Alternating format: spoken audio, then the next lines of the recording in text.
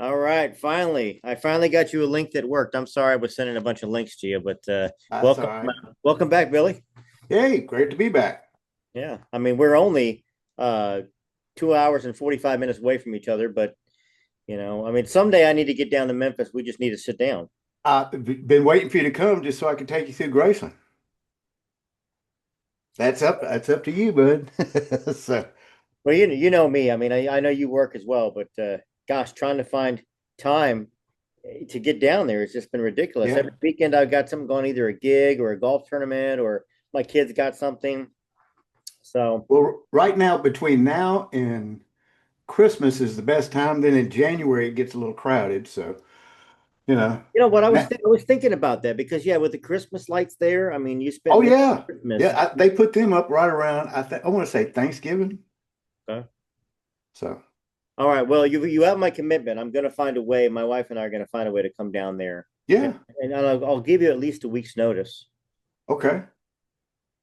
Sounds great. I'm ready. Good Okay. deal.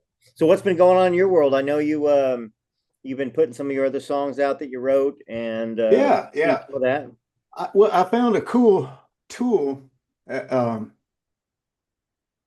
Suno, Suno's a great. and I had all these songs written years ago. I mean, I mean, I had, we've talked a little bit about it before in the past that I had bands, even when I was growing up with Elvis, and because he gave us our instruments. It's funny, right after we saw the Beatles on TV, on Ed Sullivan, we went, wow, yeah, we want to do that. And he just kind of, oh, okay. He said, well, I'm just glad you're involved. You love music. So we got it, me, Rick, and David, all three of us got involved.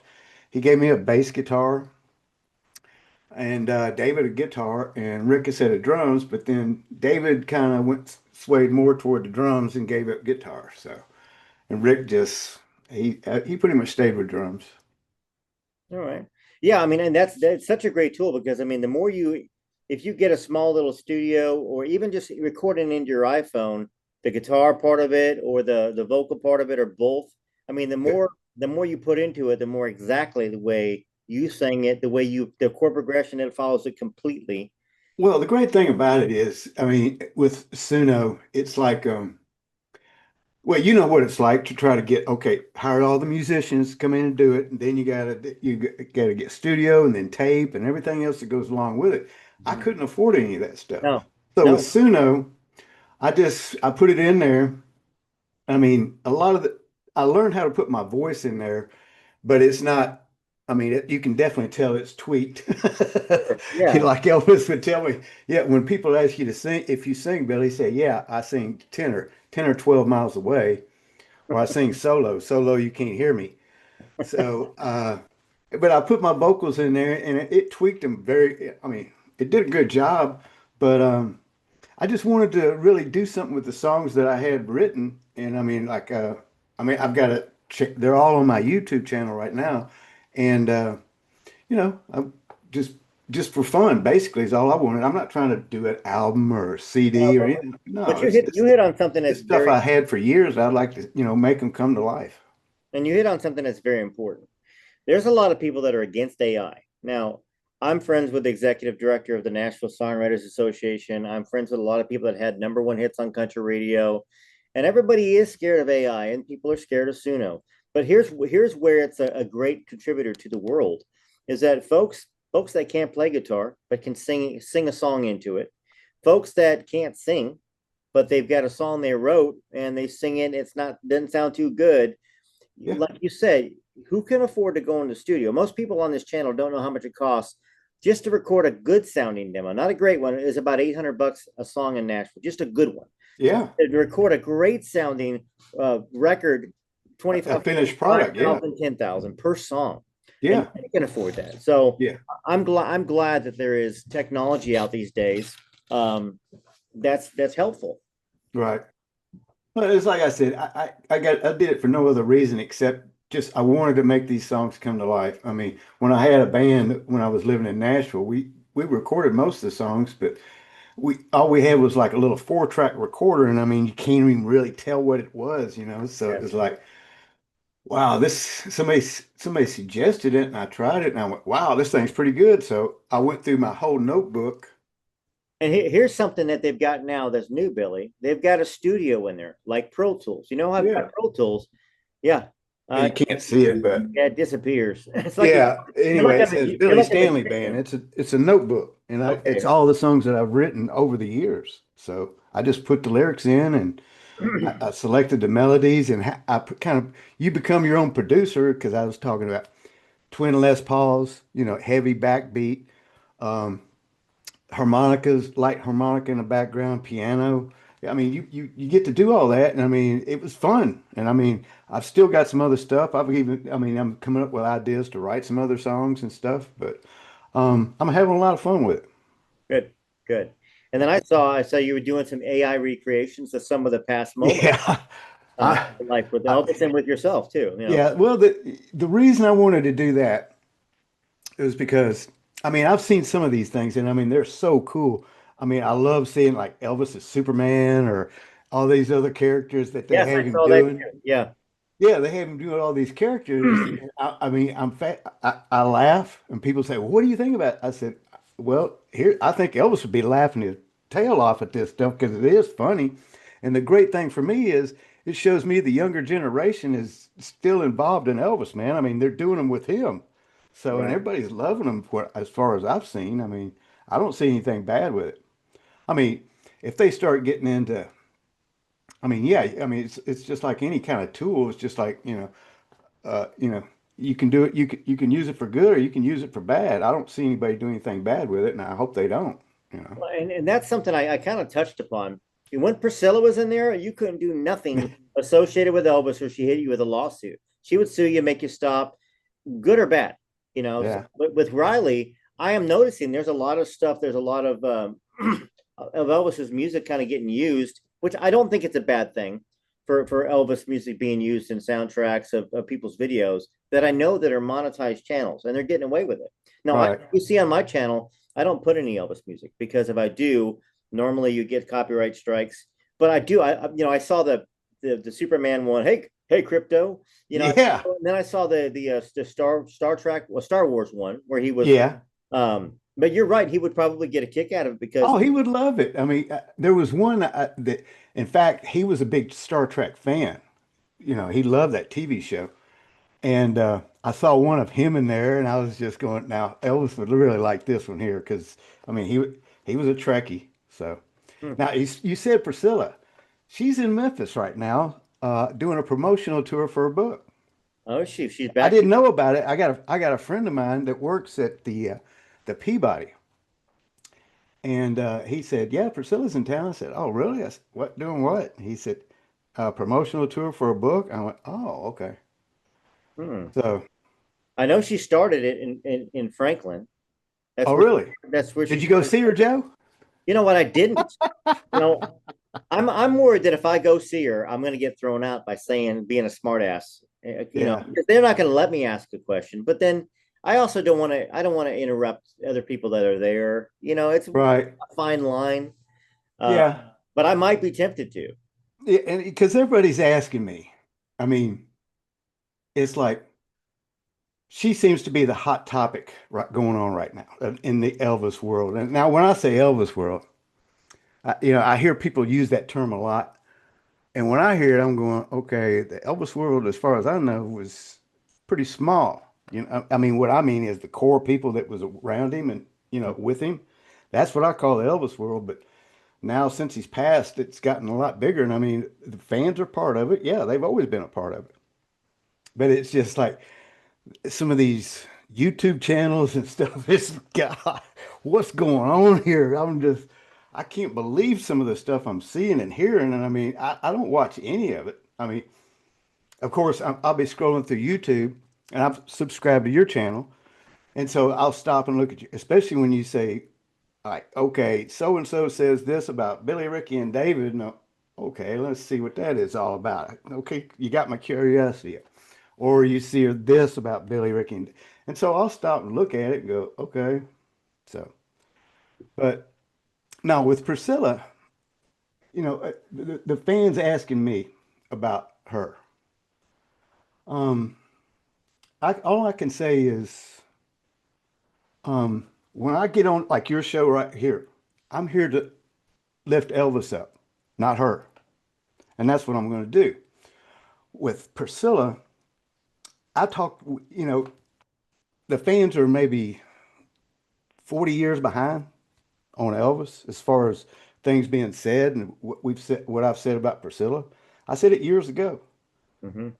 I mean, I even when I was talking to you, we was talking about Lisa Marie riding off, when the day Elvis died, she's riding on her golf cart and I see her off in the distance. And the first thought that ran through my mind is, oh my God, she's gonna be raised by this person, and she's not gonna have her dad and people say, have you read her book, Billy? And I go, no. But from what I hear, it's the same thing as Mommy Dearest. It's the same thing. I mean, the worst nightmares that I could ever have came true. And there's nothing I could do. I mean, she snatched her away from anybody that ever really truly loved Elvis because Elvis has got family here in Memphis. She made sure that they did get in touch with her because Priscilla is afraid that Lisa would hear all this great stuff about her dad, which she needed to hear Right. instead of what she was being fed by her own mom. I mean, Yeah, I'm not here blasting anybody. Here again, I'm not blasting. I'm telling the truth. I mean, these things that I hear people, people tell me about what they read in Lisa's book. I mean, it makes me want to cry. I mean, it makes me wish Priscilla could be a guy for about 5 seconds. That's all I need is 5 seconds. I mean, yeah. because you got to be kidding me to abuse your child like that. That's to me, that's the saddest thing I've ever heard in my life. And it was one of my worst fears. And I know Elvis is rolling over in his grave. Just you mistreat my daughter like that. Oh Because my now he knows. I mean, he maybe he didn't know as much when he was alive, how it was God. even then. Because I Who, mean, Priscilla? he was running off, What? No, wait a minute. Wait, let's get this straight, okay? Elvis knew exactly what Priscilla was, okay? He divorced her. He sent her. He kicked her off the hill. She didn't leave him. No, Yeah. he I mean, divorced her. as a mother, Oh, as a mother. and because But she was okay, still, let's put it to let me put it to you another way. Did he know that she was incapable of love? Yeah, he knew that firsthand. Yeah, he knew it. And I mean, yeah, here's an example. We was at Vernon's funeral. Now I'm just gonna say this right here, and I mean everybody's gonna chime in. I see it. I'll see it in the comments when I go back and look at this thing. Is we were there. And my mom was crying.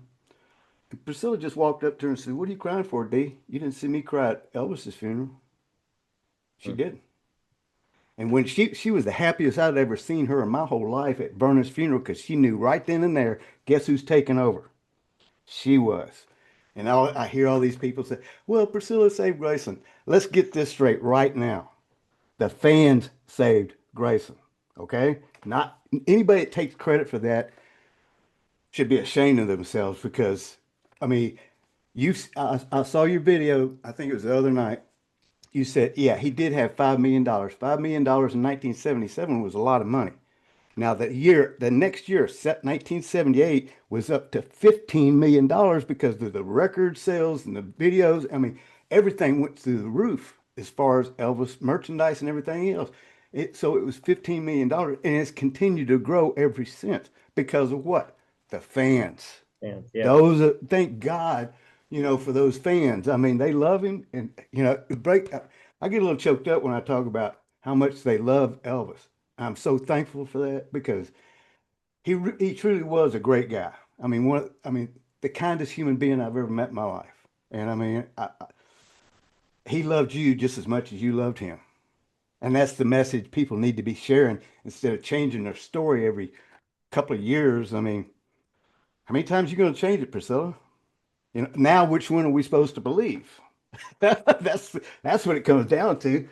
Is okay. Now what are we supposed to believe here now, Priscilla? Because you say try to make it out like you're the grieving widow. That's the biggest joke I've ever heard in my life.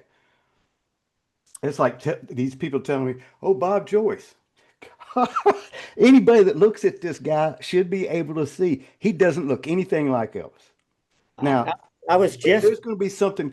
This is as far as I'm going with it because there's going to be something coming out here. I don't know when, but I was part of a documentary. These people asked me, Would you be willing to have a face to face? I said, uh, yeah, sign me up. Please let me do this. And I said, with one understanding, you let him know I'm coming in town and I will talk to him. And the first, and this is as far as I can go with it. When we sat down, I said, let's clear this elephant out of the room right now. Tell me. And you know what? He did exactly what I knew he was going to do. No. And Yeah. that's as far as I'm going. Well, and that's funny because I'm sure, I mean, you spent considerable time with him. He's never claimed to be Elvis. Now, people around him, some of his pages that are run by his children, he's made some money off of the whole idea that he could be Elvis. And what I was going to say is, I just drove when I was making that video. I was driving down to Athens, Alabama, when I was Right. talking in the car there, and I went down to get all of these books that are behind me here. The Elvis there, the Elvis Presley, a bunch of Right. these books, and then I've got the seeing my messy garage. I got a couple of these Sean Shaver, I think his name is, photo books that are really, really rare. And so when Right. I went down there, I was in this guy's tool shed where he had all the stuff that his mom had collected. And Hmm. he said, "Boy, these things are going to be worth a lot of money now that everybody knows he's alive again." And so, nice fella. But I set him straight. I said, "Oh, well, you're talking about Bob Joyce." And he goes, "Yeah." I said, "Trust me.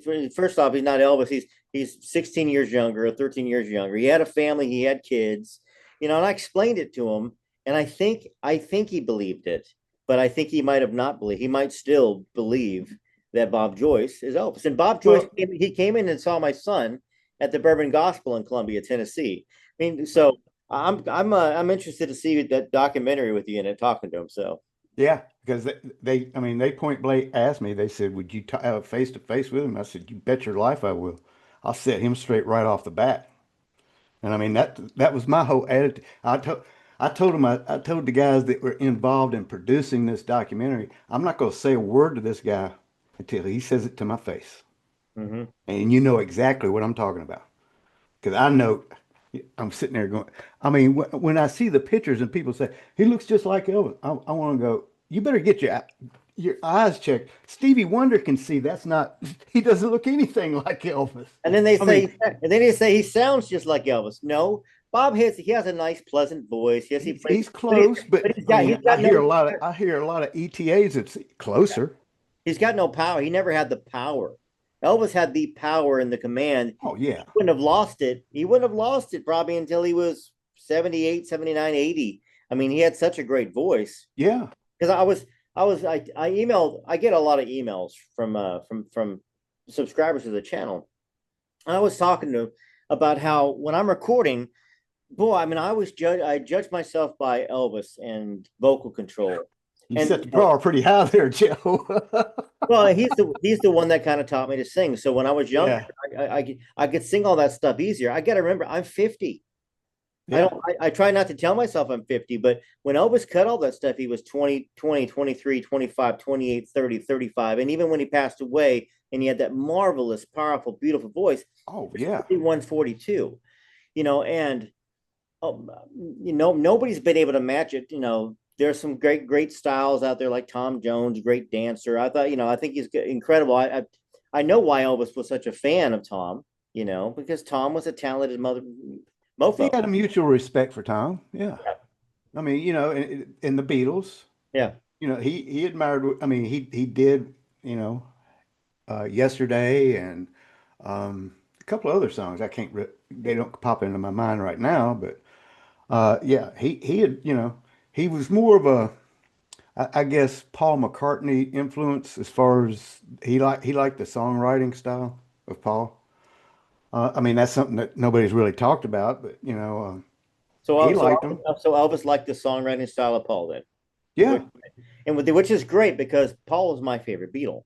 Well, Not that's when I saw him live on Ed Sullivan, I saw him playing bass guitar. I mean, I said, "Wow, that's what I want to do right there." And Elvis gave me a bass, and he'd come over to the Dolan house and teach me some things, some tricks for the bass guitar and stuff. And I mean, he'd sit down and then he'd play drums for a little bit, and then he'd pick up the guitar and play the guitar for a little bit. It was just, I mean, when you got Elvis as your music teacher, it's kind of like, Okay. I mean, one of the first lessons he always, I mean, he taught me though, because he knew I was going in rock and roll, in that vein. He just said, Billy, the first lesson you need to learn is rock and roll ain't supposed to be pretty. I said, okay. And when he said that, it was like he took the reins off and said, okay, now you let the horse go now. And that's what I did. And, I was more of a like the Who type music. Okay. Yep. That's the direction the bands that I played in, that's the direction we were going in. That and Southern rock. I mean, Leonard Skinner, I mean, you know, I told you about Elvis here in Freebird. And I mean, he just sit and listen to that song a couple of times, and when he was walking out, he said, "Man, you're gonna really hear a lot about these guys." And I mean, it's ironic that 3 months later, after Elvis passed away, Ronnie Van Zant passed away in a plane crash. But when he was walking out of that basement that night, he sang that lyric, "If I leave tomorrow, will you still remember me?" And I mean, I got goosebumps on my arms right now because it Right. just sends chills through me every time I think about that. Because he would have sung that song probably. I doubt it only because the guitar parts and stuff, but he loved that piano because that's what he was really into. It starts off really slow with the piano. He loved that. The guitar parts kind of threw him off a little bit.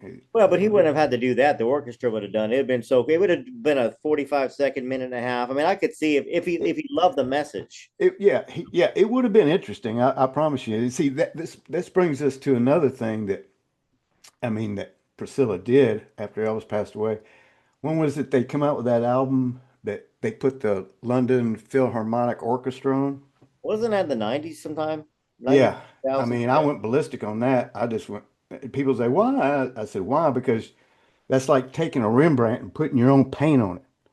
I mean, you don't mess with something that's already perfect. Elvis, if he would have wanted that, he would have had it done. But Right. he didn't want it. He wanted to keep it stripped down just the way it was. I mean, he had the orchestra and stuff when he was playing with Joe Gershio and those guys, but when it was just in the studio, no, it was just him and the guys, and that was it. You know, you can't touch Elvis's music. I mean, that's just a big no-no, but somebody knew that, but they did it anyway, and I just went, oh, Yeah. that Well, shows the love and respect they've got. it's the almighty dollar. I mean, Sure. she was standing to make a bunch of money. I mean, that's once again, that's the power of Elvis fans. Elvis fans will eat up anything that's a little different, a Yeah. little. And so, yeah, in fact, I got a bunch of the FTD, Follow That Dream, uh, Yeah. CDs that were sealed in this collection as well. And I was just listening to Take Two and Take Three, and those are the kind of things that I think are wonderful. And I wish there were more out there. And there probably is a few more out there in the can that we haven't heard. Oh, yeah. When he's in the studio messing around with the guys. Yeah. Yeah. He could get carried away sometimes, couldn't he? Yeah. Yeah. Like on One Night with You. Yep. Oh, yeah. Oh man, he cut loose on that one. Whoa, okay. Tell us how you really feel. You dirty no. Oh, never. That's too much. That's far enough. Mhm. On Hurt. That was Oh yeah, hurt. Yeah. Oh God, I'm he so could hurt, go. mother. Yeah. Yeah, he could go when he wanted to. I mean, So we were talking about Elvis having family in Memphis. When Elvis passed away, of course, and right. somebody that's kind of popped back up on the scene or gotten a YouTube channel that we really hadn't heard much of before is Donna Presley. So she was a she was Vernon's sister's daughter, Aunt Nash. Aunt Nash's daughter Donna, and she was Well, Aunt Nash, that was Vernon's sister. Vernon's, yeah, Yeah, but Donna's the daughter. And so right. when Priscilla put the book out, she put out a lot of videos saying that, I can't believe this woman, this and that. So very anti-Priscilla movement. She has a YouTube channel. I mean, I just wonder if you have any memories because there's not many pictures of her with Elvis. There are a few. And I just wonder if you have any memories yourself of her being around Graceland. No, I mean, the only thing, I mean, this is just me speaking, okay? I mean, because when I hear people say Donna Presley, I have to do a double take. Like, um, I wonder what her dad would think about that because her last name was Pritchett. I mean, that's the only thing Oh, okay. I'm kind of. okay, Donna, you don't have to change your name just to prove who you are. I mean, that's, but see, That's I don't watch, I've seen it. The only thing I took exception to, and this is the only thing I've got to say, was she took a photo. I mean, it was funny. I posted the story on Facebook about the den, what it looked like before it became the jungle room. And I hmm posted photos, and she took a photo of mine and took my mom and Vernon out of it. And I went, oh, okay, Oh, okay. see what you're doing here, Donna. That's not very nice, but Okay. I mean, Yeah. I'm used to that by now. So it's funny what you can get used to, but And I was kind of looking at her birth year. She was born in 1940. So you wouldn't have been around Grayson until she was 20. And the only picture I've ever seen of her with Elvis, I'm sure there's probably more, was when she was 9. So that'd have been like 1949, oh, 1950 or something like yeah. that. And here again, I'm not bashing anybody here. I'm just here to say this, just just be truthful. That's all that matters. I mean, the truth doesn't have to shout. It just needs to stand firm. That's all it is. I just remember, once again, I'm not going to cast any shade on Donna because I don't know her. I mean, I've reached out to her a couple times in the past, once about the whole Desiree thing. Um, but I remember you talking about some of Elvis's family only came around for with her handout, and I'm not saying that she was part of No, that. no, she wasn't one of I them. want to. No. That's what I wanted to clarify. I didn't think she Yeah, was. no, no, no. She wasn't one of those. No. So, I mean, I think that anybody that's out spreading some good word about Elvis and what a kind, generous Well, man that he was, I think it's a good thing. But you it, didn't get the point. I mean, okay, let's look at this the way it is. I mean, look at all these YouTube channels that are out there right now. And what are they doing? They sit there, saying, "Oh, somebody's got to defend him and fight battles for him." Elvis won his battle. He's in heaven already. He doesn't need anybody to defend him. I mean, the stuff that people's coming out right now, the fans are smart enough to see that this is all BS and that's it. I mean, when it's like social media it can be a great tool or it could be very damaging. And what I mean by damaging, here's a for instance. I'll be scrolling through Facebook and can you believe somebody's got the nerve? I mean, they're posting exactly what they're upset about, and all they're doing is giving more advertisement for the person that's saying all this stuff. I'm going, what are you doing? I mean, if you want to say, yeah, can you believe somebody's doing this, but don't show what they're trying to promote because all you're doing is getting more clicks for them.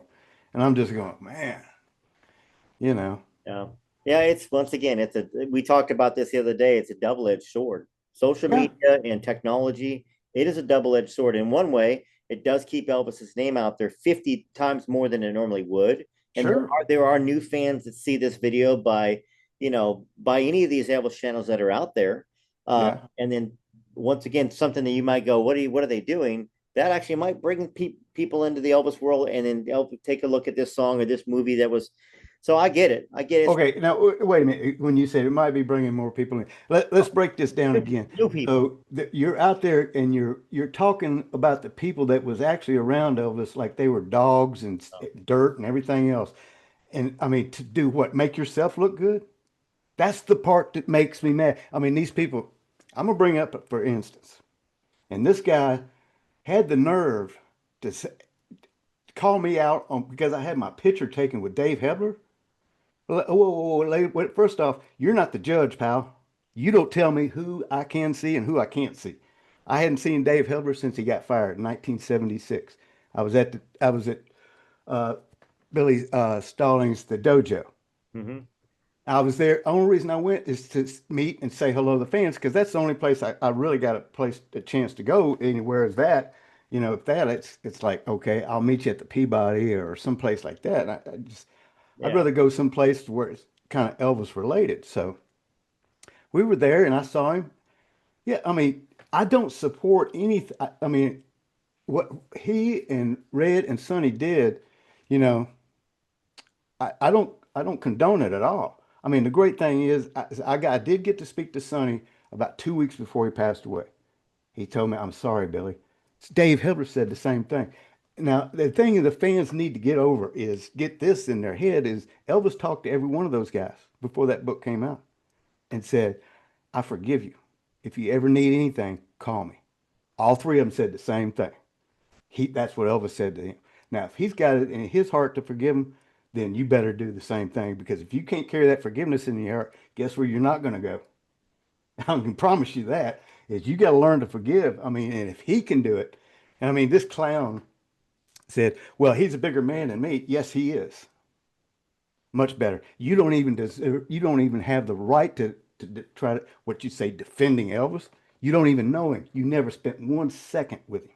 You don't know anything. All you're doing is you're taking all that anger that everybody else is feeling about Priscilla or whatever the hot topic is he's got going and turn it on and just sit there and elaborate all this crap is all it is. And I'm sorry for saying that, but that's what he's spewing.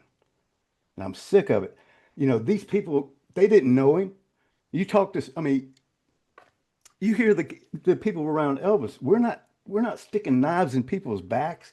I mean, there may be some, but I mean, those that really knew him and know what he stood for about love and compassion and forgiveness, we don't do that. No. I mean, we did it years ago when I was saying this stuff about Priscilla in the right after Elvis passed away. People were looking at me, you're the bad guy, you're the bad guy. Guess what? I've lived to see it come to fruition that everybody's seeing her for exactly what I said she was. I'm just thankful to God I got a chance to live this long and everybody's finally seeing it. Oh, well, Billy was telling the truth way back then. Yeah, I was. I mean, I got no reason to lie. Yeah. If Well, I I mean, was to like lie, people full can find circle. out about it. Yeah, and full circle coming around to that. Like I said, there are some channels that I mean, obviously I know who you're talking about. I mean, Yeah, uh, I'm not going to say his yeah, name. I I know, I mean, know. he But at the doesn't same deserve it. time, he is part of the group of folks that are kind of bringing all the stuff out about Priscilla. But I understand what you're talking about because on my own channel, I've had to take a lot of breaks because I can't talk about Priscilla every day. I can't live in that negativity. Why should you? Exactly. Well, I mean, but at the same time, part of the mission of that I've had is to kind of get the truth out there, but I can't live in it daily because No, it's I not mean, healthy. It's not healthy to do that. So, no. If you do, you're never going to have any peace in your life. mhm. And I mean, see, I mean, I said all this stuff years ago. The only time I have to bring it back up is when I'm doing a podcast or a show and people say, okay, about Priscilla. Well, that's when I go, read what I wrote years ago, and then you'll know exactly how I feel. But I mean, now that she's come back out and doing all this stuff again, I'm just going, here again, I wish somebody would say, would you have a sit down with Priscilla and we turn the cameras on? I said, I would love it.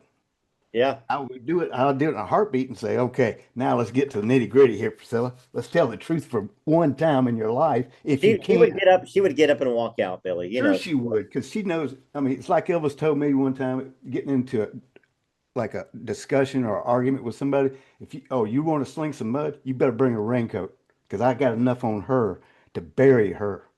In fact, her attorneys tried to call and put a stop to Elvis, my brother. Mm. No, that's a good point. You brought that up because we're going to be talking about something here shortly. I did get that book. It was in a book collection that I bought, or maybe I bought it off the Well, line. speaking of books, now I'm sitting here looking at your collection. What happened to the Faith of Elvis? I don't see it anywhere. And I mean, I'm in my usually every garage. time you'd interview me, you had that book. You'd have that book back there on a shelf someplace.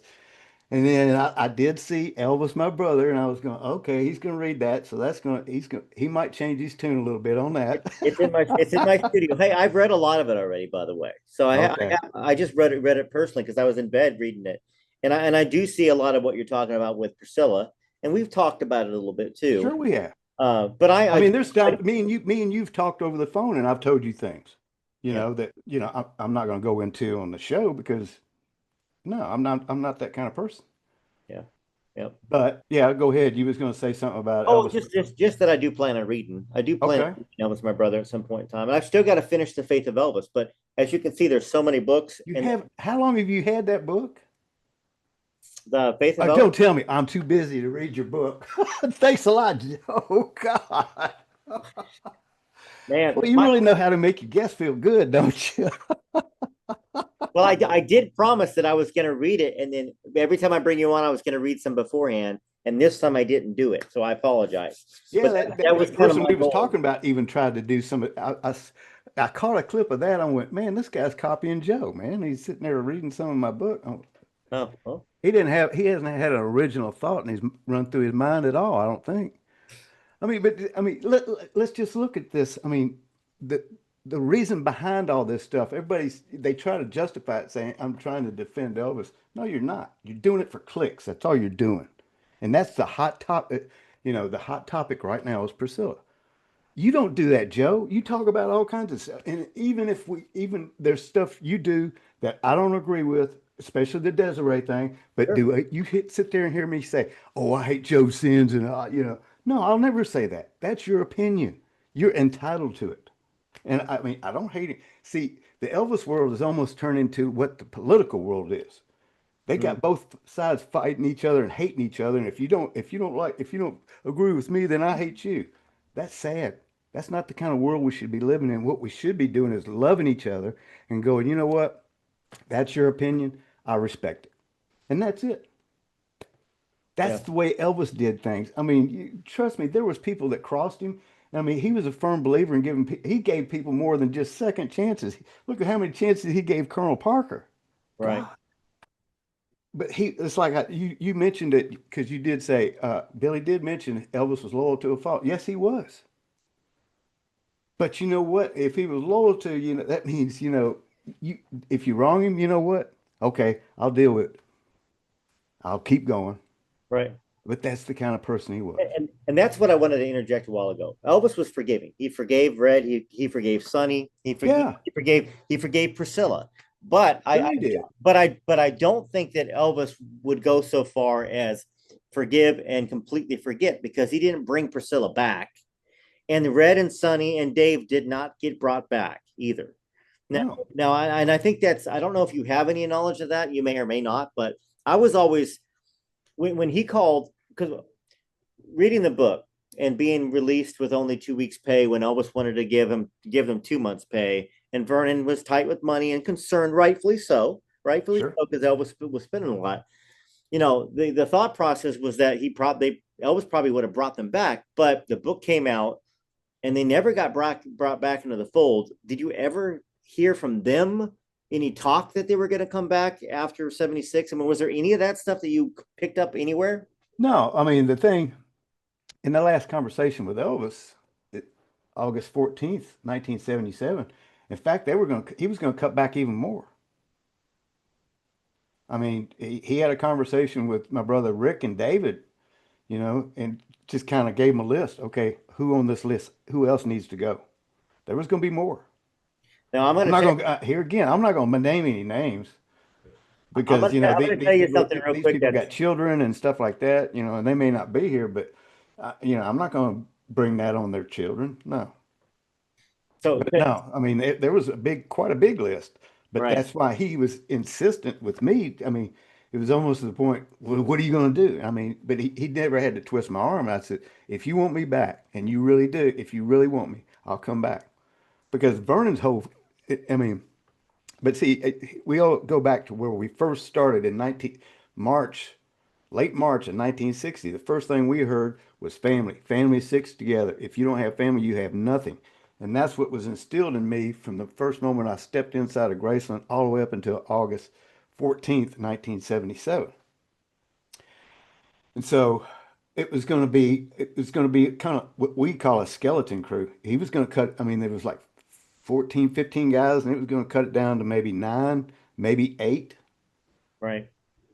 So, Here's something that, once again, this may come as a surprise to you, it may not, but we've touched upon this Desiree thing.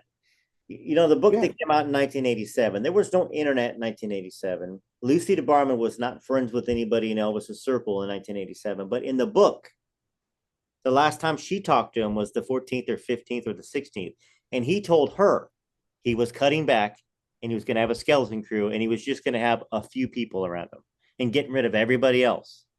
I thought, when you told me that, and once again, that doesn't prove anything either way, but I've always, my opinion on it. But if it was in a book in 1987 by somebody that wasn't around Elvis, okay, there was a lot of books that came out right no, I know shortly. that, I but mean, our book, Elvis, We Love You Tender, came out in 1979, and it had it in there. And there did was it have it in other, there? Okay, all yeah, right. and there was other books that said the same thing. Larry Geller's been saying it for, I mean, I don't know how long he's been saying it. I mean, anybody that was close to him has been saying it. I'm sure Billy Smith's probably said it sometimes. And that's why I brought it up, because I mean you've got a good interjection that yeah, it was here in this book and here in this book. It was everywhere. Yeah. It wasn't the only people that didn't know about it was the ones that was on the list. Right. Right. But everybody that wasn't on the list, everybody knew about it. I mean, it wasn't no secret. Even because the worst thing you could do is with Elvis, and I'm not really telling anything on him, but this you don't ever tell him a secret because if you did, everybody in the group would know about it the next day. Oh man. I can't tell you how many times oh Elvis, let me tell you this. Next thing I know, I walk in and do something, and Charlie would say, "Hey, I heard about." I went, "What?" Well, okay, I know who I can't tell, but I think some of it was just Just good natured fun. No, knowing yeah, it no, wasn't that serious, because if it was super serious, he probably would have kept it like super serious secret. well, But see that sometimes he'd walk in a room. I always laugh when he would do this, and he'd go, "Oh, okay, I'm picking up some negative vibes here," and then turn around and walk away. He could sense it. I mean, he could sense a lot of things. I mean, and plus his presence was so strong. I can't tell everybody that ever met him could tell you. I mean, you'd be sitting in a room and all of a sudden you just feel like something's tugging on your back and you turn around and there you'd be. Or it was so strong because see, back in the day when he was like filming movies and stuff, they never announced that, okay, Elvis is back in town. But you could just feel it from the highway and people would start stopping and going, and then that's when he might make a, drive out the driveway or something. Then they would know then. But right. I mean, nobody made any formal announcements. I mean, but when he was home, that house even seemed to take on a glow all to itself. Then when he was there, it was like, wow, you could feel it. Mm. And it was just the most amazing thing in the whole world. I mean, I remember one time, God, I'd been watching this thing about after death or near death experiences and stuff. And this was, gosh, around 1990 something. And I turned the TV off and I said, okay, Elvis, if you're here, make your presence known, but don't scare me. And all of a sudden, the hair on the back of my neck just stood straight up, my arms. And I went, okay, that's enough. That's enough. Right. Don't scare me anymore. That's funny. And, in fact, I shared that story about Graceland. I mean, he knew. I mean, he said it was his mom. I mean, I always share this story right around Halloween. Was There may be some people on your page that's not on Facebook, but when we first moved to Graceland, Bern and I was watching not the Late Show, but the Late Late Show, and we're sitting in the kitchen, and I heard this. No, I heard it sound like footsteps. I said, "Did you hear that?" He said, no, I didn't hear anything. Okay, I didn't pay any attention. I heard it again. You heard it that time, right? No. The third time, he said, "Yeah." He said, "Yeah, let's go to bed," and that was it. So he came back from making the movie and he asked me, well, just like he did, so anything happened interesting while I was gone? And I told him. And that's when me, Rick, and David were playing with him in the backyard. And he said, come on, boys. So he put David on his shoulders, took me and Rick by the hands, and he took us up to the attic. And we get to the attic, and the first thing we see is this big electric train set. I mean, it was humongous. Wow, whose is that? He said, that's mine. When I got famous, my mom bought me that train because she knew I always wanted one when I was a little boy. Mm. So she had the money to go buy him a big, nice electric train set. And so we played with the train for a little bit. And then we saw some clothes, and we said, "Who's that?" And he said, "Those are my mama's." He said, I couldn't bear the thought of getting rid of my mama's clothes." He kept them, Hmm. and they're still there, as far as I know. I hope they are. And then he took us over to his Foot Locker, and I knew immediately what that was because my dad was in the service. And he opened it up and started showing his uniform and stuff like that. And he said, that's when he told us, boys, what you see in the movies isn't true. Ghosts aren't here to harm you or scare you or anything like that. They're people that loved ones that come back and watch over you. And that's all it is. And that when he said that, it kind of really eased the tension with me, Rick, and David because we only thing we knew is what we saw in movies. And he said, no. He said, that's just my mama. She's not going to hurt you. Don't worry about it. We said, okay. And that was it.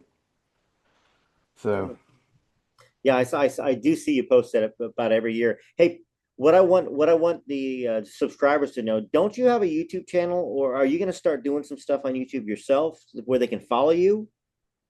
well, the best thing is to follow me on either the Hound Dog Racing page or I got a group now, an Elvis group on YouTube, I mean on Facebook that's called Only Elvis. And that's where I share, instead of sharing all my stories and stuff on just my personal page. I mean, Mhm. I'll accept friend requests, but you got to say, hey, I know Joe Sins. And if they do, then I'll accept it.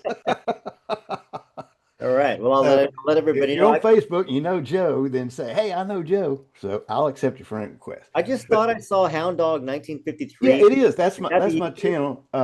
And here again, I used it for my iRacing stuff, which I'm still doing. Okay. We're kind of taking a break, but I posted all my music there, and hopefully one day you'll take one of my songs and put it on here. You know, I mean, I wrote a few of them about growing up at Graceland, and I even took this, the poem that you did a great job on. I did that and made that into a song. Okay. Um, but yeah, I mean, That's a good song title, Growing Up at Graceland. See, if you yeah. haven't written it, write it. Yeah, well, I got one that was I forgot. Raised on Rock is what I call it. And in it, this is where my head was at back in the day. I don't make excuses for the way I act because I was raised on rock, and that's a fact. That's a great line. Yep. Yeah. So, yeah, but I mean, maybe one day we can do a show and you can play a song or two or something, and I'd love to do that. Yep. Yeah. And I think once again, when you live stream stuff, it doesn't work very good.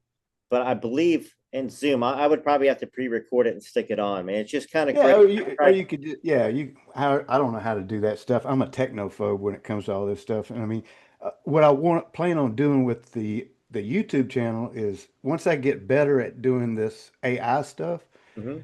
I mean, because I've seen some stuff, it looks just like him. I'm going, wow, man, that looks so good.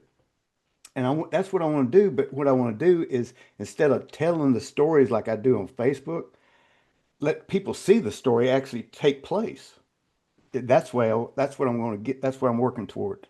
So everybody subscribe to Billy's channel. It's Hound Dog 19 Hound dog, yeah, hound dog. It's hound dog racing.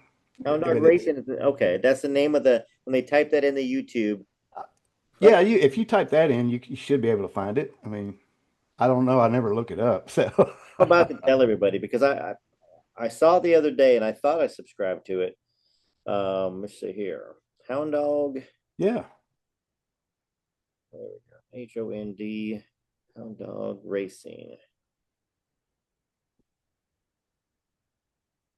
And I should be good enough to be showing it on YouTube there, but I'll put a link to Billy's channels and Facebook links in the description of this video. yeah, So that'd be cool. so Yeah, go click on but them. I mean, the only way I'm going to accept it now is if they say, "Hey, I'm friends with Joe Sins," and then I'll accept it because I'll know who you are. Okay. All right. And then if anybody says anything, I can come back to you. Yeah, it's my fault. Hey, Joe, this is one of your buddies that just said this. So behave, folks. Yeah. No, so I guess we're gonna kind of come around to this. When I did that video going down to Athens, Alabama, I brought up something that really wasn't something I was thinking about bringing up. I was just talking and you messaged me and said, "Hey Joe, I guess I need to talk about this. I'm not scared to talk about this. I've avoided talking about this because you always keep it everything positive because that's what you want. You want to be a light to the Elvis community. You want to Well, focus on all the good that Elvis has done that people don't talk about enough of. But yeah, I felt like, I mean, you've got a story to tell that people think that you were kicked out of Graceland, that you were not around Graceland, and that that's some folks think that. And I'm just trying to set the record straight that there was a good reason why you yeah. you left for a little while. Well, there's no easy way to segue into this thing. Now, did anything good come of this? Yes, it did. So, what you're talking about is what happened between Elvis and my first wife. Uh, yeah, it happened. And when I found out about it, I put myself into a self-exile. I moved from Memphis and went down to where my real father was in Jacksonville, Florida. I spent 3 months down there. Well, I was down when I first got down there. Everything was kind of nice. I mean, here I'm seeing a man I hadn't seen since I was like 6 years old, and we were kind of working out some things. And then, but see, my dad was an alcoholic, and he'd been doing real good up until I came back down, came to visit, and then he felt like he needed to drink, and Mm. then to express himself, tell me some things. He started telling me things, about my mom and Vernon. And I mean, I'm sitting here going, wait a minute. These are two people that I love, and I mean, they've raised me, and you're saying stuff. And then he started talking about Elvis, and then that's when I said, okay, I got to go. Plus, his wife had been saying, Billy, you got to go. Your dad didn't drink until you started, till you came down here. And in that time, And how old were you? I Just was 18 years old. 18. Okay. Now, when I left and put myself in self-exile, I had to escape the Elvis. When I say Elvis world, I'm talking about the Elvis world. I had to get away from it just for, to see to evaluate what has been going on in my life. Now, the girl I married, I'm not going to mention her name. Uh, Everybody in high school, all my friends in high school, my brothers, everybody warned me, said, Billy, the only reason she's marrying you is because she just broke up with her boyfriend, and there was a bunch of them from the class I was in was going to move to Alaska because Alaska said, if you come up here and work on a pipeline, we'll give you land. And everybody was really into the whole commune type thing. Okay, yeah, the hippie days stuff. So yeah, they were going up there to do that, and that she wanted to go, but he said nope. So she married me to get at him. Now, when I was in Vegas working for Elvis that year, I had a friend of mine. He tragically passed away last year. He called me up and said, Billy, there's a bunch of bikers over there and they're shooting dope, and your wife is too. And I found out, I come back, Elvis has police. I didn't know the police were with me, following me, but, I get her, pack her stuff, and take her to Knoxville, Tennessee, where her family was. And the last thing I heard her say was, because she was saying something about Elvis, and it made me mad. And I said a few cuss words to her. Shut up. That's the last person you're going to talk about is him. What if I tell you I slept with him? I said, you know what'll happen. I said, it's over with between me and you anyway right now because of this. I said, why? Did you? And she just smiled, and that was it. So I found out. Uh, when I found out, the thing about me and Elvis is he raised me. I didn't kiss anybody's behind, still don't. And I wasn't going to kiss his.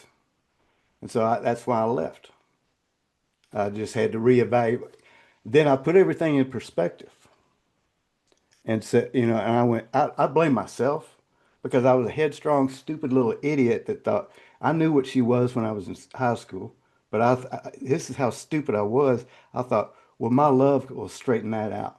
I thought that could really do something. If you love somebody strong enough, it will change them.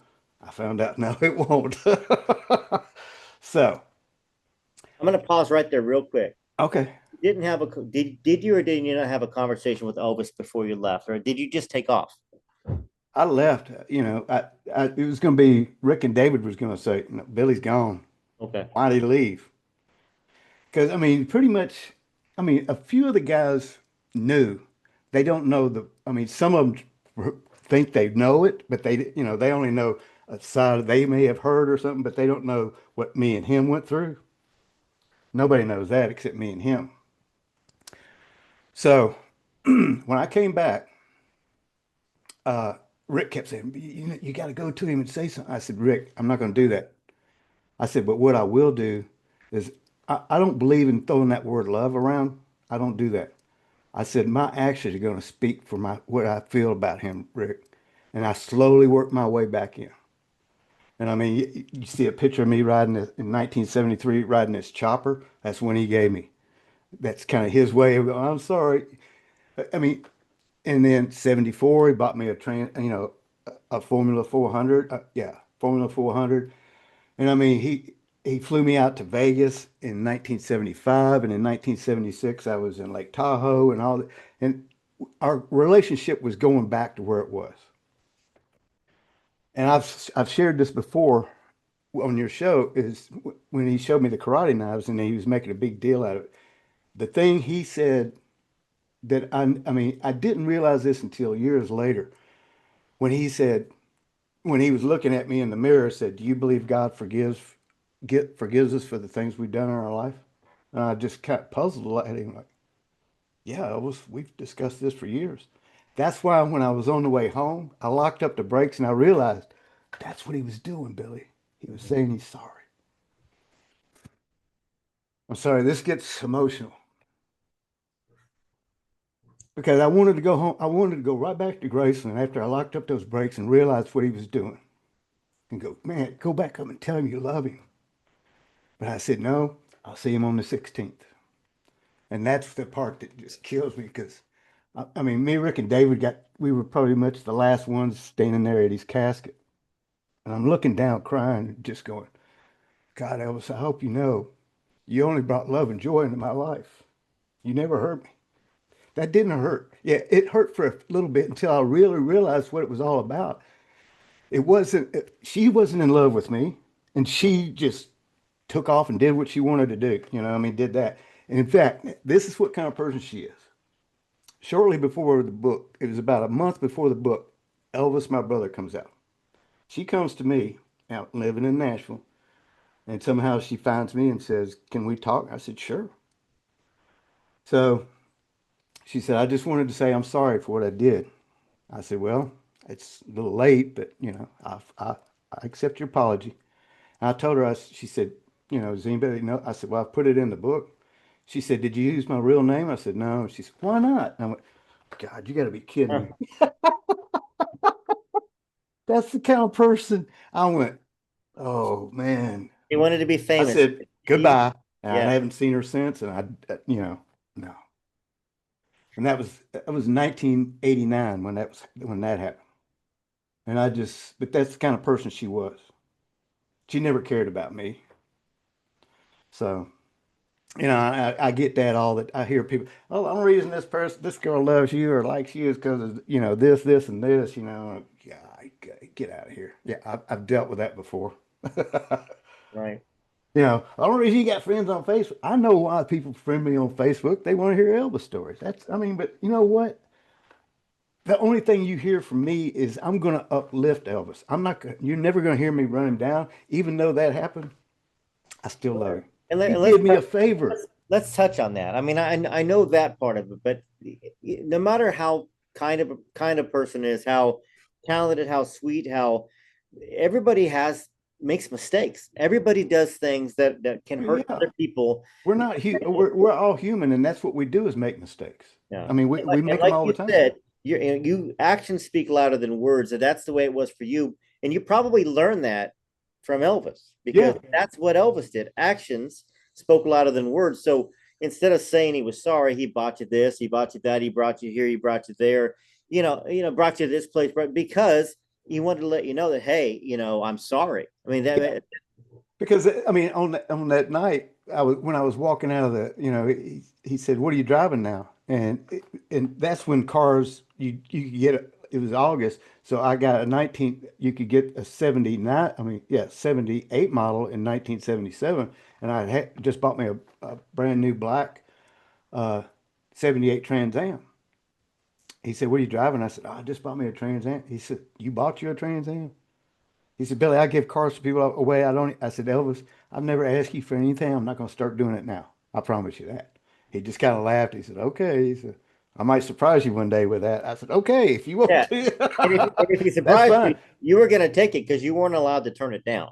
I mean, that's what I No, heard well, about no, Elvis. I wouldn't You weren't that'd be allowed. a fool. I mean, if he offered to give me something, I mean, because that was his way of expressing his love is, giving stuff to people. I mean, his generosity is world famous. I mean, he gave cars and money and jewelry and clothes and homes to people he didn't even know. I mean, And, and that was and think just his way. and think about it. I mean, obviously for the Elvis fans that are out there listening, Elvis had everybody around him all the time wanting his attention. Fans, family members, friends, uh, former coaches, Employees. former employees, former actors and actresses, former musicians like Jerry Lee Lewis. So Elvis had to do something big to make up for the times that he couldn't spend with people. And then so because you only got so much time in this world. I mean, Yeah. how busy I am, and I'm not a millionth as busy as Elvis was, but I Yeah. don't have time. And there's a lot of people from my past that think, oh, Joe doesn't like me, or we won't talk to me, or I don't have time to comment and send emails or make phone calls. I try to text, and people are like, well, you could call me. Believe me, I can't. I'm actually working on a music video while I'm driving and texting you at the same time. Yeah. That's how busy I get. Hmm. And so your book is by my bedside, by the way. Crystal Okay. told me. Which one? My brother Elvis. The Oh, Faith you know me, Faith of Elvis, my Elvis brother. is in, Faith of Elvis is in Yeah. the room. Yeah. So But no, I mean, you know, when I saw it, I went, okay. When you talked about it, I went, okay.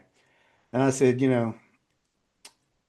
maybe he'll call you and see if, or shoot me a text to see if I said, and I told you straight up, I said, Joe, I'm not going to run from the topic. Everybody thinks I have.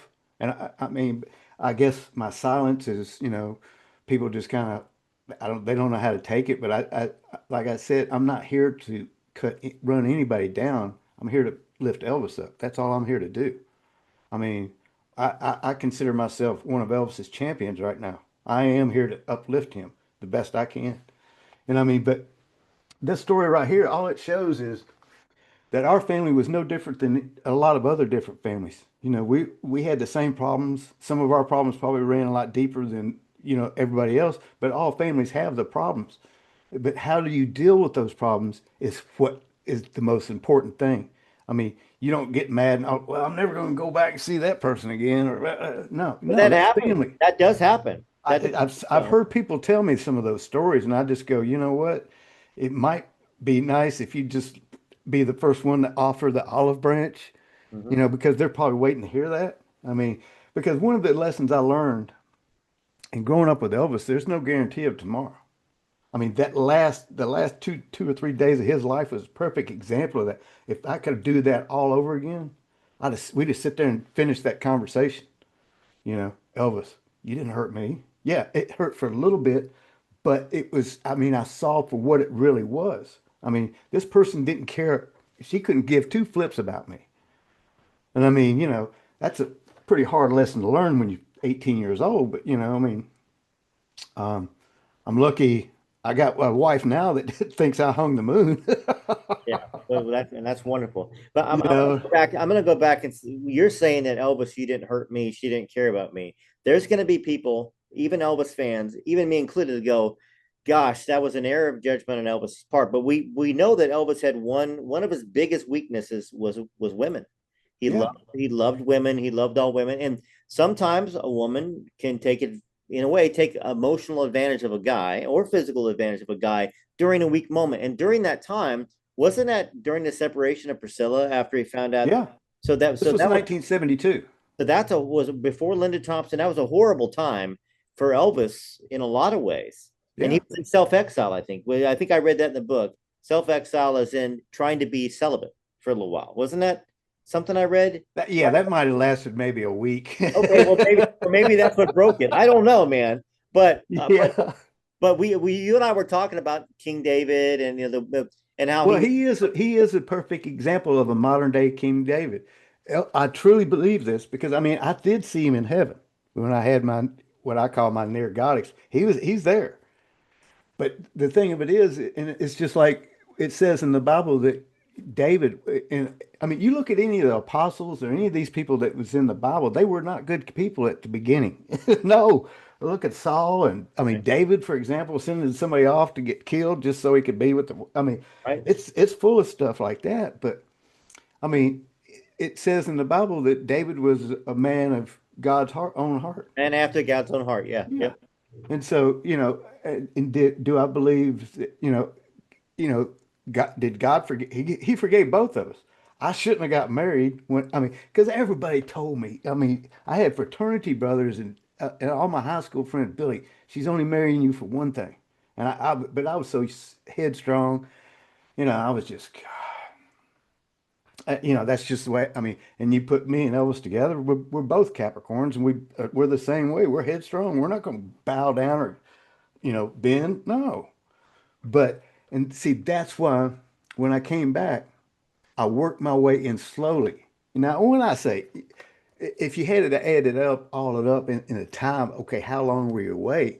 I can't really, because when Elvis and them, Rick and David and Elvis would be out on tour, they come back. Well, I was usually the one that be there to pick them up and with the car to put the Mhm. luggage and stuff in and stuff. I still did that. I went and picked up the movies at the Film Transit here in Memphis and took them to the Memphian Theater and then took them back afterwards. I was still doing a lot of stuff. It's just I wasn't working for him.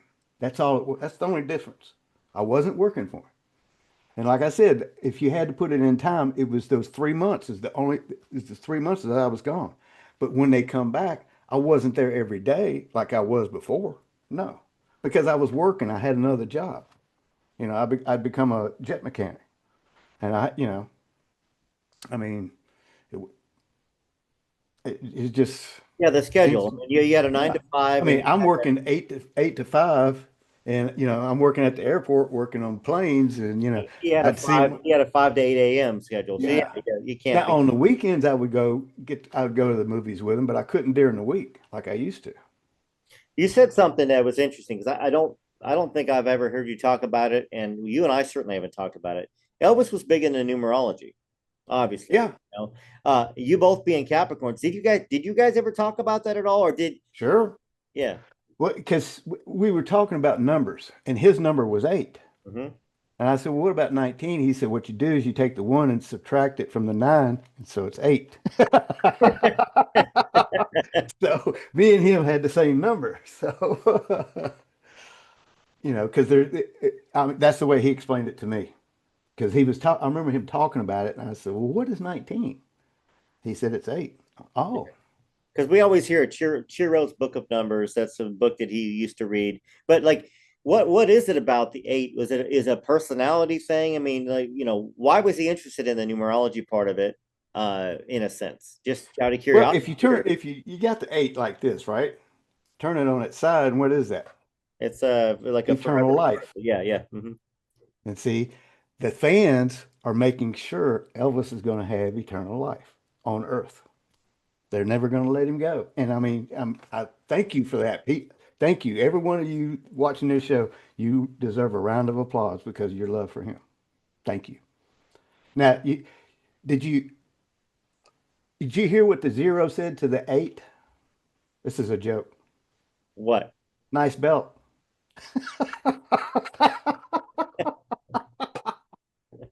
Now, is that your joke or is that Elvis's joke? That's one of his. Okay.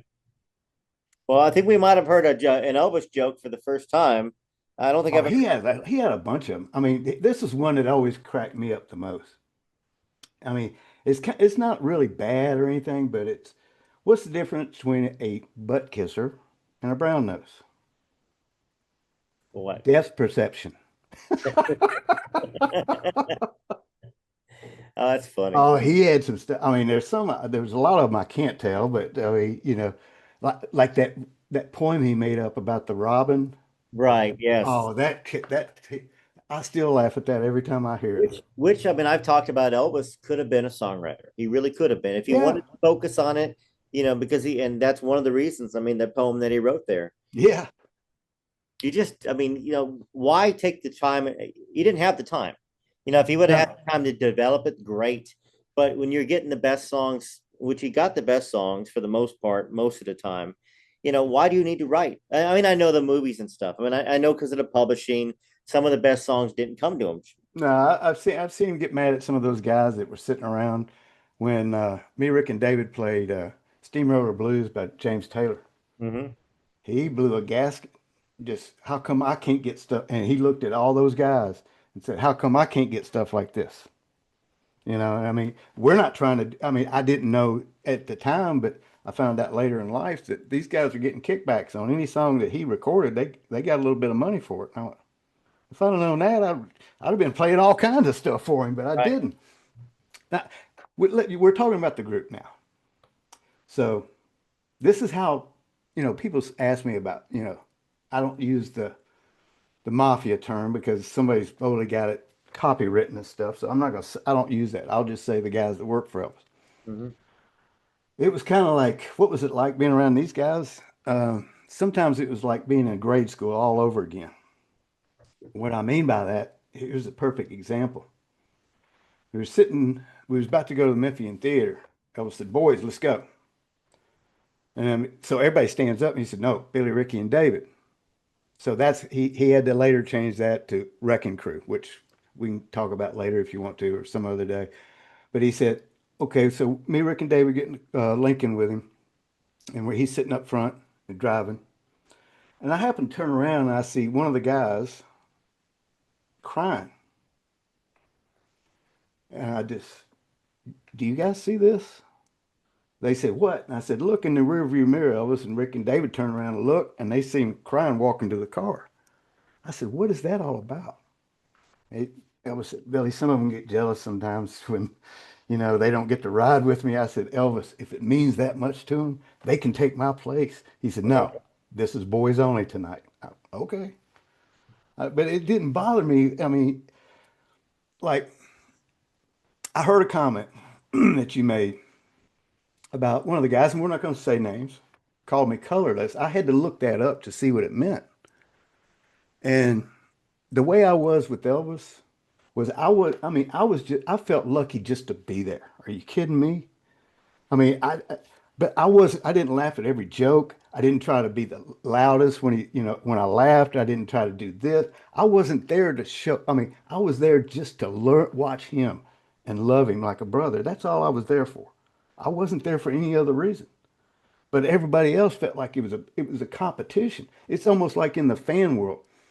I see this all the time, and I want to tell them it's not a competition, people, because every jumpsuit or what show he was at. They see it. Oh, this is taking it so and so, and this time at this arena, and I'm going. It's not a competition. It's about loving an individual. That's all it's about. What you know doesn't mean anything because all you know is that. But you know the man? No, you don't. It's just when we go back. And that guy that we was talking about that's got the YouTube channel, he doesn't know the guy enough to defend him. I mean, because the only thing he knows about is what he's read in books or somebody's told him. That doesn't get and you try to justify it by running down somebody and then to what? To make yourself look good? And that's the only reason people are coming to your channel? And you're gonna brag about that? God, come on, really? That's bad if you're going to sit there. Well, that's the only reason people come and look at your channels because you're talking trash about this person or that person. I mean, if you can't talk good about that person, and I mean, if you can't share the firsthand experiences, and that's what I love about you, you giving me a platform to do this. I mean, I remember when me and you first started talking, you said, Billy, why don't you start your own channel? I don't want that headache. I know what you go through. I know you have to deal with everybody that's got a channel that's going to take their jabs at you. I know that. I told you when you first asked me on, I said, be prepared. People are going to start coming at you now. And that's what I meant. Only because you give me a platform and some people don't like it. But that's not right. You're doing a good job. I Appreciate mean, it. I watch your show because it's informative. Now, when I hear the Desiree thing, I kind of, keep going. But I'm Right. straight up with you about it. I mean, I don't hate you for it. Like I said, that's your opinion and you're entitled to it. And the same thing if people don't like what I say or disagree with what I say, that's okay. I'm not trying to make you believe what I say. I mean, that's the last thing I need to do in my life. Only thing I need to do is just tell the truth. That's all, Yeah, and that's all I'm speak doing. your own truth. Yeah, Yeah. that's I mean, I'll see the comments. I saw a comment when you was talking about, well, yeah, that first wife is just like Billy's mom. Oh God. Now that just all that does is there's another person I need to pray for. I just add you to the list. And that list gets bigger every day. but I know you understand that the anger that has been out there. I mean, and she apologized to you, but I think that that's the thing of the power of Elvis. I was doing that show the other night, and these three ladies were like, they're like, it's almost like he's never died and he's actually still alive today. They weren't talking about Bob Joyce. It feels like Elvis is still alive, and so there Yeah, are people that are still ticked off at Red West, Sonny West, Dave Hebler, your mom. they Every, got a right to every be. Do they have a right to be? Yes. I mean, you and I discussed this. I mean, would you ever write a book like that about one of your friends? I wouldn't. nope. And trust me, I got plenty of friends that's done a lot of stuff. I mean, no, I wouldn't do But it. but if their true intentions, when like we talked about this on the phone the other day about how Steve Dunleavy embellished a bunch of stuff. Oh yeah, he Could, could, did. could Steve have taken other stories from other sources and said it was Red, Sonny, and Dave that told him? Sure. What I was thinking the other day, I'm wondering because I've always liked Red because I know Red was there in the beginning. Red was there all along. I like Sonny. I don't know enough about Dave to like him or not like him in the Elvis world. Um, but that guy Steve was a scum. Yeah. So He was like Albert Goldman. yeah, and Albert Goldman, yeah, Yeah. But see, I mean, because when I talked to Sonny, he said, Billy, we didn't say half of what he put in that book. okay, And I believe Sonny. And Dave told me the same thing. I got no reason to think these guys are lying. And I mean, here again, we go back to the forgiveness thing. I mean, that's probably one of the hardest things in the Bible it teaches is to forgive. And even your own enemies you do. And Elvis did and told him, if you ever need anything, please feel free to give me a call. And he meant it. yeah. Even though Blood, they'd blood already, throws even that though, curse you. If even somebody's though they did that to him, he still said that to them right, because he was going to take the high road. So, I mean, Elvis still cared about these guys. He cared about anybody that ever came into his life. Yeah, he may not be dating this person ever, or he may have got a divorce from her, but he still, I mean, that doesn't mean at one point he did love her, but that was over. But you know what? He carried everybody in his heart. He carried how many millions of fans? People say, well, did he have that much room? Look how many millions of fans he carried in that heart. Yeah, his capacity was very, very large. and this is something that I've always been curious about, and I'm still curious about it now. We'll never get the answer for this, and we touched upon it earlier. Elvis forgave. He didn't always forget, but sometimes he would forget and give somebody two chances or three chances. The Hamburger James story, sort of, yeah, that one sort of. But with Red and Sonny and Dave, what were they not around again after that because they chose to because they were ashamed? They were scared. I mean, because there's no history of Red, Sonny, or Dave ever after that phone call that Red recorded. There was Right. no other mention. They never said it. They said they never saw him again after that. Well, he died. After that book. No, but it's not a. We're talking 76 to 77. That's a Right. 7 month span, 8 month span. Well, yeah, but I mean, the book hadn't come out yet, and I mean, like I said, he told me there was going to be major changes. Now, did that include them? I don't know. I mean, I didn't press him on it Yeah, because I was too shocked and at what we were talking about, and then because you were you aware of the book August 14th because the book did just come out in oh yeah, June or July, I think it was. the first time he said anything about it to me, and this was about 2 weeks before he passed away, he called me, Rick, and David up to his room. And we played our little game of what'd you do wrong? I didn't do anything. Well, you must have done something because he's calling all three of us. That's what Lisa puts in her book when she got called up to the room. Her and her friends they Oh did yeah, the what'd same you do? thing. Yeah, well, see, Lisa got that from me, Rick, and David. But so the three, we get up there and he kind of laughing because he heard us when we was coming up the stairs. He was sitting on the edge of the bed reading his Bible, and he said, "Sit down, boys." So we sat cross-legged. He was sitting on the side of his bed, and we sat cross-legged in front of him. He talked a little bit about mom and Vernon's divorce, and then he talked about the book. He started crying, and that's the part right there that when I saw that, I had to stand up and just kind of sat next to him and gave him a hug. I said, Elvis, nobody's going to believe this crap. I said, your fans love you no matter what. He said, but Billy, this stuff right here is, I mean, the things they've said. I said, but most of it's not true, Elvis. We know that, you know. And so, it did, do I think it was one of the nails in his coffin? Yeah. Yeah, it was. But because you can die of a broken heart. sure. And And they broke his heart. and Yeah. Elvis thought that all he probably truly did think that a lot of his fans would read it and Well, see, see that was the everybody wants to know how did Colonel Parker have this control over Elvis? Here's what it was. If you don't marry that girl, I'm gonna tell everybody what you're doing. yeah. That I'm gonna tell your fans that you dangle that carrot in front of him, he'd snap to just like that. That's how that was this. Everybody wants to know the secret. That was it. I'm gonna tell your fans.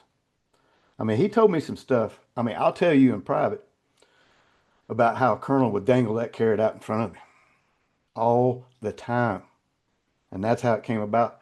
And I thank goodness that Jerry Weintraub came along a couple months before Elvis passed away and said, "What if I told you I can get you in Wembley Stadium for $1 million a show?"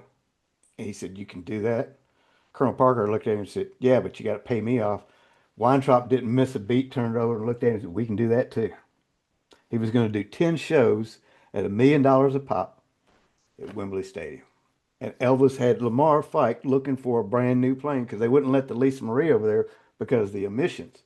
Mm. So he was looking at, they called it a BAC, Bach 111. It was a three-engine plane that was going to be converted over just like the Lisa Marie was. If Elvis would have lived, there would have been a big major change in his life. That's the sad part to this story is he didn't live to see those changes because he was looking forward to doing the European tour, to go to Europe, go to Asia, around do a a worldwide tour. But instead of the fans having to come to whatever city or Vegas, he wanted to go out and see them, and that was what was in the works. But it never transpired, and Parker was on his way out. I mean, even Larry Geller says that. I mean, if you, a lot of people, well, Larry, this. Larry might be out there, but he knows what he's talking about when he's talking about this stuff right here. You know, I mean, Larry's a good guy. I mean, most of the guys that work for Elvis were good guys. I mean, and, and, and the key Joe thing here says I'm colorless. and, Okay, you know what? When I was hired, I was Joe's right hand man. Okay, you know, uh, I, I, I guess because I didn't seek to get Elvis's attention when I was around him. I mean, I wasn't like all the other guys. I grew up watching that stuff. You know, if somebody says, if he said something, if it wasn't funny, they'd just fall on the floor laughing. I'm going, and he could see it, and yeah, I'm just sitting there going, I'll never do that. yeah. He raised me to be the way I was. Now, did he regret it sometimes? I'm sure he did. No, I don't think so. I think that Elvis probably would have appreciated that because, not to talk bad about the people that would do that, but that's kind of a sycophant thing to do. I mean that, Well, I mean, like like one of the things that always here's another one of the things he would do. Somebody would be sitting there, he would listen, he would say, "Well, this person's saying this, this, and this, and this," and he'd sit there and listen to them. And when they get done, he'd say, "That's funny. They speak very highly of you," and then mm, he'd get up and walk off. He didn't like listening to that. Would he like somebody doing what they're doing with Priscilla? And by any means, you'll never hear me defend her. But no, he wouldn't. He would say, "Thank you, but that's enough. Okay, leave it alone. Now let's talk. If you want to talk about my life, talk about something else." Okay, he made a mistake. I mean, another one of his favorite lines was, "Hey Elvis, how you doing? Regrets? I have a few, but then again, few too to mention. Too few to mention." He would say that. Sorry, I get a leg cramp here, but I mean, Elvis was all about love. I mean, this is the way I want to leave it with the fans. He loved everybody. He didn't hate. The worst cuss word in the whole world, Elvis said, was hate. There's no room in anybody's life for that word. And if you live with that, you're gonna be miserable all your life. mm, So you got to get rid of that and accept. He had the serenity prayer next to his bed because he saw, I said, why you got, he said, because that's the last thing I see at night and the first thing I see in the morning. which is amazing. Now, once again, we know Elvis had a lot of health issues, and we knew he took too many pills here and there. But the fact that he had an AA or an NA phrase that has helped Yeah. Yeah. millions of people, you know, Yeah. that's the last thing at the night and the first thing in the morning. And it's such a powerful for those that don't know. God grant me the serenity to accept the things I cannot change, the courage to change the things I can, and Can. wisdom to know the difference. Yeah. Because you can tear yourself up all the time about what you can or can't do. Exactly. Well, I mean, it's like worry. He expressed his thoughts on that. He said it's a waste. He said only God knows what's going to happen tomorrow. Let him take care of it. It's a And that's way. how he was. Oh, we're still human, but I'm sure he's still sorry. He struggled with it, like Yeah. everybody does. Well, let's break it down. And now I'm sure I'll probably get some feedback on this. I mean, the drugs.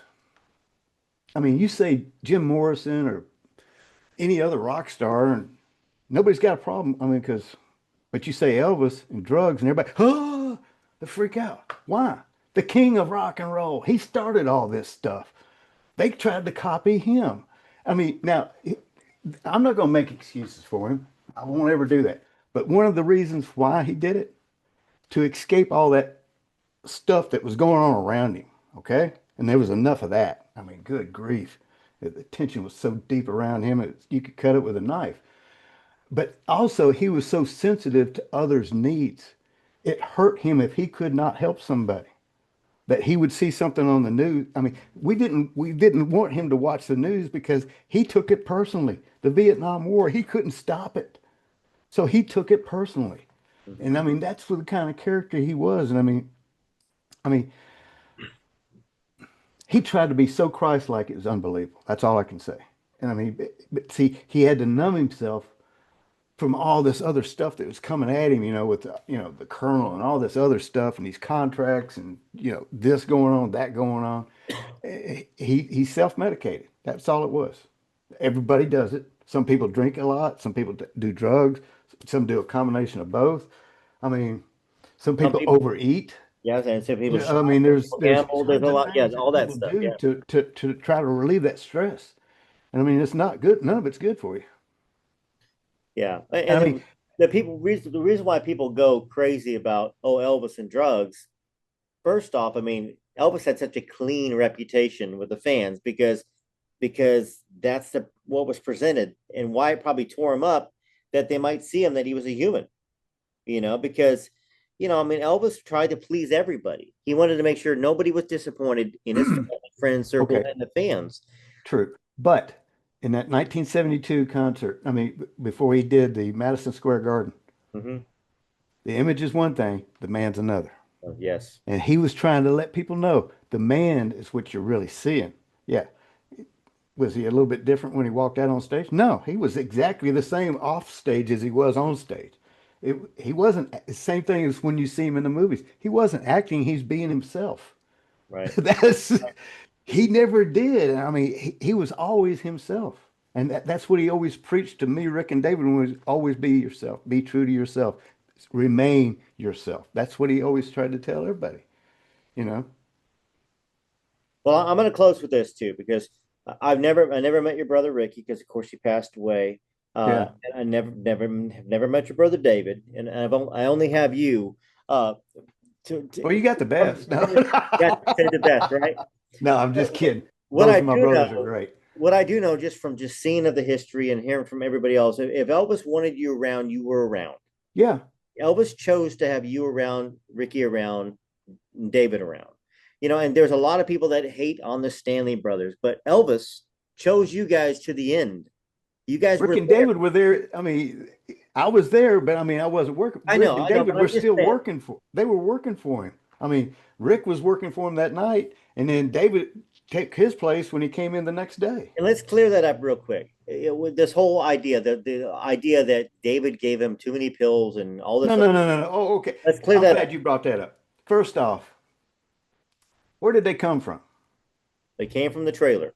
They came from the trailer. There was a nurse back there that got them. Rick didn't take the last ones there. It was Aunt Delta. Now, one of the stupidest rumors I've ever heard in my whole life was Rick and David were shacked up with some hookers doing coke and stuff at a hotel. No, Rick was there. He had a friend of ours was with him. Rick fell asleep. Elvis called down. Rick was asleep. He calls Aunt Delta. Aunt Delta goes out and gets the pills from the nurse and takes it to him. That's how it happened. Now, we talk about that. That's not what killed him.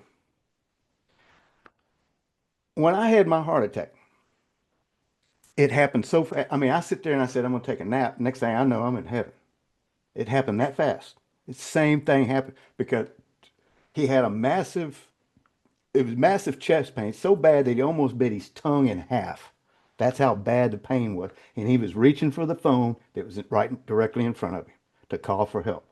That's what happened. And I would end it like this. There's only two that know for sure. That's God and Elvis. Everybody else is speculating. I don't care what anybody says. It's all speculation. What do you keep doing this zooming in and out thing? Why am I doing it? Oh, I'm not. Yeah, I keep seeing you zoom in and out. I'm going, what are you doing? I'm not doing it. It must be it's Zoom. It's not me. Okay. I don't have a camera team. I promise. Okay. It All must right. But must no, be Elvis. Elvis must be messing with us. yeah, he's going, I'll get Joe for this. All right, brother. Well, thanks so much. And I appreciate you. After you watched that video, you reached out to me and said, "Hey, I would like to talk about this." Well, I don't want people to think I run from, because Right. everybody says he runs from that subject. No, I don't. I just don't care that chapter of my book is so far deep in my book. I don't like bringing it back up again. I mean, but I'll explain it to show everybody, you know what? Was there hurt there? Sure there was, but we got over it. Elvis and I both did. Yeah. I mean, the way I look at it, when he said, "Do you believe God forget?" Yeah, he forgave both of us, Elvis. You know, for me being the stupid idiot, headstrong punk, that I'm going to marry this girl and because I love her so much, she'll change her ways. Yeah, right. And, that's it. I mean, it made Geraldo Rivera so mad when he called me on his show shortly after Elvis, my brother, came on. He was trying to confront me on it. He said, "Well, what about this?" And I said, "He did me a favor." And that was it. Everybody started laughing, and he never asked me another question after that. I went, okay, because I almost got up and walked out of the show, but I said, if you do, then you just shown the world that he got to you. Just Right. give it right back to him. Yeah. He was really wanting you to talk crap, is what he was wanting to do, and you didn't follow. You didn't follow it. Yeah. No, I don't do that. I'm not. I won't do that, and I won't talk, especially about my own brother. And everybody, well, that was a stepbrother. And it doesn't matter what you think. You take step or you put brother in there. It doesn't really matter. His brother is in there. That's It that's doesn't why matter. I always call you his brother, because when I had stepbrothers that I don't consider stepbrothers. I Exactly. don't. Yeah, the word's not there. And my children, I've got two boys that have stepbrothers, but they're not really stepbrothers. And I raised them not to say step. That these Exactly. are brothers, and whether it's 100% blood or not, you can have brothers like you and I. You can be Yeah. brothers without having any blood. So it's a term of endearment, and you can be a brother, blood brother, and and be no count and not have a relationship with somebody, and it doesn't count. Yeah. Well, it's like Elvis said, in God's eyes, we're all brothers and sisters. Doesn't matter what color your skin is, we're all brothers and sisters. So, Amen to that. Well, that's a good thing to close on. all right, brother. Let me hit the record. We'll have you back on again soon, and like I said, I'll plan to come down there for Graceland at Christmas, and we'll do something in Memphis. Yeah, Well, that'd be great, man. Yeah, we could go. We'll go.